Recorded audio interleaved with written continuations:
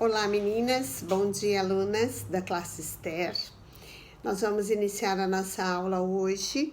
A lição é de número 12 e todo trimestre está falando de oração, né? A oração que Jesus nos ensinou, a oração na visão de Paulo e agora a oração e os nãos de Deus, tá? Nós sabemos que a Bíblia Sagrada nos ensina, sempre nos ensina, que temos que orar, que temos que basar tudo que nós, da nossa vida, tudo que fazemos em cima da oração.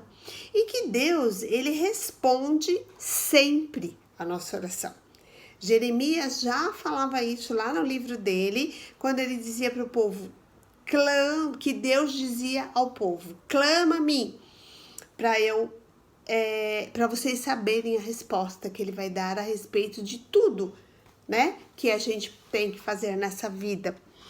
E o fato de Deus sempre responder, sempre, todas as nossas orações, não quer dizer que ele tem que responder sempre com sim. Senhor, eu quero isso. Sim. Senhor, eu preciso daquilo. Sim. Senhor, me cura. Sim. Senhor, eu vou fazer isso. Sim. Não quer dizer isso, tá? Existem 3 respostas básicas para a nossa oração. A resposta de Deus pode ser sim, pode ser espera e pode ser um não, né?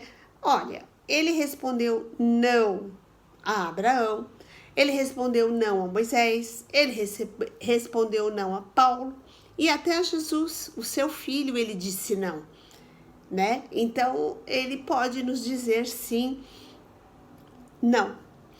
E a lição vai nos falar a respeito desse não, porque o não sempre nos frustra, né? Se nós temos qualquer pedido, qualquer coisa a fazer e a resposta é não, nossa, nós ficamos muito frustrados, né?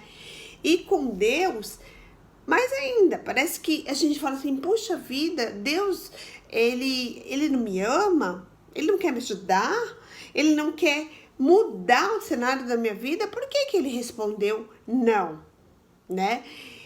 E eu vou dizer, ele responde não porque muitas vezes Deus conhece toda a nossa vida. Lá em Hebreus diz que tudo está exposto, tudo está desnudo diante de Deus. E a nossa vida também, ela está exposta diante de Deus. E isso quer dizer o seguinte, que Deus sabe da nossa vida, desde o primeiro momento, desde a nossa formação até o final. O tempo todo Ele conhece e Ele sabe. E nós não. A vida é nossa? Mas nós só sabemos o agora. Nós queremos tudo para agora e somente este agora. E Deus, Ele conhece tudo. E como Ele conhece tudo, Ele nos ama e por amor, muitas vezes Ele diz não. Porque Ele sempre tem o melhor para nós. E às vezes, o melhor naquele momento é não. E aí a gente frustra, a gente fica triste, a gente fica depressivo, porque a gente acha que Deus não quer nos ajudar. E o Tiago, o livro de Tiago, lá na Bíblia, o capítulo 4, versículos 2 e 3, diz o seguinte, a gente já falou isso nas nossas aulas, vocês não têm porque não pedem. E quando pedem, pedem mal. Não sabem pedir, pedem para o seu próprio deleite. E isso é pedir errado, tá? Então, Deus, como Ele tem a nossa vida toda à sua frente, límpida, clara e visível, Ele sabe qual é a melhor resposta para aquele momento. E às vezes Ele dá um não, porque como Ele sabe de tudo, nós precisamos entender e conviver com esse não, porque é uma condição, é uma situação. Lembram de Paulo, quando ele tinha um espinho na carne e ele pediu para que Deus tirasse esse momento dele e Deus disse Não. E ele, o que ele fez? Ele aprendeu a conviver com esse não. E ele não deixou que esse não fosse algo que o esbarrasse na condição de servo, tá? Deus, ele tá mais interessado no nosso crescimento espiritual do que no nosso conforto, né? Como disse Tiago, que a gente pede e pede mal, não sabe o que pedir, pede para o nosso deleite, né? Naquele momento. E Deus sabe, através da onisciência dele, tudo a respeito da nossa vida, tá? Eu vou fazer algumas considerações, como essa primeiro, que eu disse que Deus conhece tudo, do começo ao fim, e nós não conhecemos, só conhecemos o momento. Depois eu disse que nós temos que aprender a conviver com os nãos, porque à medida que nós vamos vivendo com esses nãos de Deus, nós vamos praticando e aprendendo a viver em qualquer situação, a crescer nela. Eu lembro da irmã Marineide, que ela vivia dando aquele exemplo do ouro que vai ser refinado. Para ele ser refinado, ele vai para o fogo, ele arde a não sei quantos mil graus, e a partir daí ele vai sendo purificado, todas as impurezas vão queimando e ele vai mantendo em peça cada vez mais pura. E é assim que acontece com a gente, né? Nós, às vezes, os nãos de Deus vêm para nos fazer crescer, vêm para nos fazer transformar, vêm para nos fazer mais fortes, tá? E o legal é que sempre que Deus dá um não, ele oferece também um melhor para nós, uma outra situação, tá? Um outro ponto, o propósito de Deus para a nossa vida.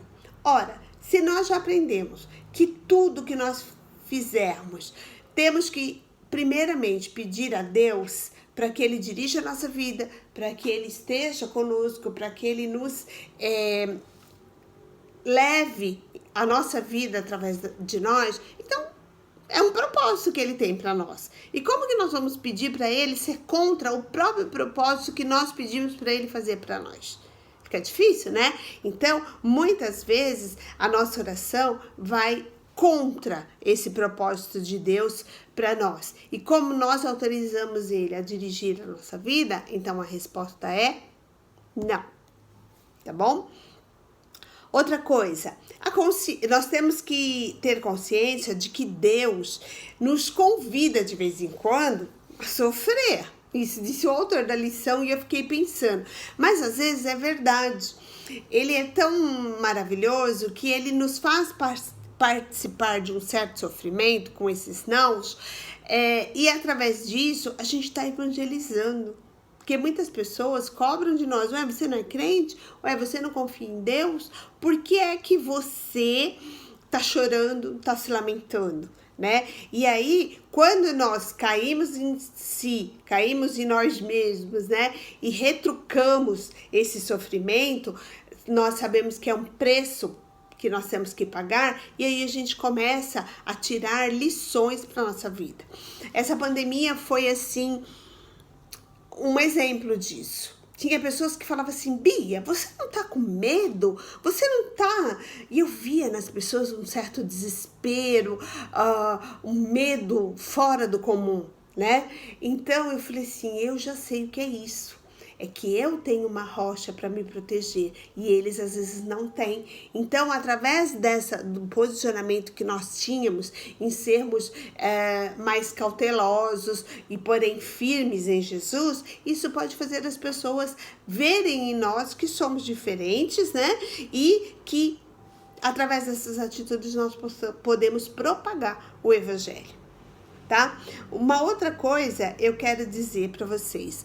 O não de Deus sempre vem acompanhado pela graça de Deus. Como ele disse lá para Paulo, a minha graça te basta.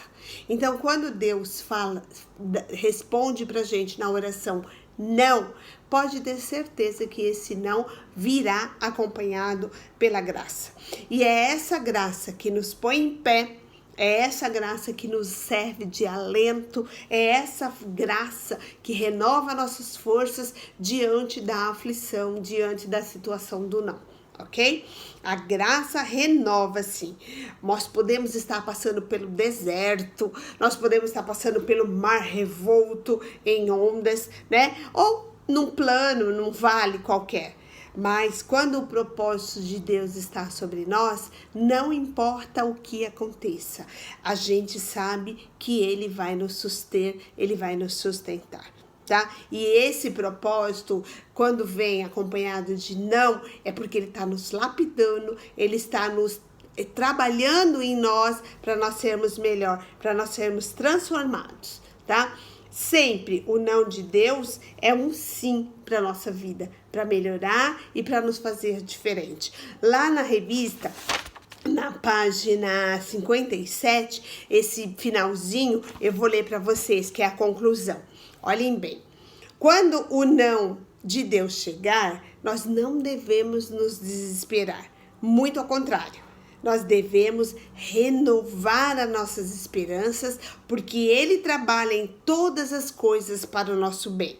Ainda que Ele nos leve para o deserto, ou pelos vales, ou pelas ondas revoltas, ou pelos rios, ou até mesmo pelo fogo, Ele tem um propósito em mente, em nos transformar à imagem de Jesus. Que é isso que a gente pede. Senhor, me santifica, me purifica, me transforma para eu ser como o Senhor Jesus quer que eu seja. Uma serva fiel e temente. Que as irmãs estejam todas pensativas nessa situação. Que quando a resposta de Deus vir e for não, é para nós melhorarmos, para nós sermos mais fortes em nome de Jesus. Amém? Que Deus abençoe. Bom domingo a todos.